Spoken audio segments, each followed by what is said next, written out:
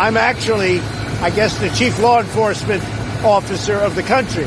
You have the President of the United States, the chief law enforcement officer in America. As the chief law enforcement officer of the United States, which the President is, by the way. The President is the chief law enforcement officer of the United States. The President of the United States is the chief law enforcement officer. That is what he is. And here we have a president. And look, well, I know. He is the chief law enforcement officer in the country. Our president, our chief law enforcement officer. Donald Trump is, of course, the chief law enforcement officer of the United States. The President of the United States, who is the chief law enforcement officer of the United States. It's a President of the United States, the chief law enforcement officer of the United States. A president who is the chief law enforcement officer of the country. The president is supposed to be the chief law enforcement officer in the land. Donald Trump, he is our nation's chief law enforcement officer. And the job of the president is to be the chief law enforcement officer of the country. The president is the chief executive and law enforcement officer of the United States. And the president is the chief law enforcement officer.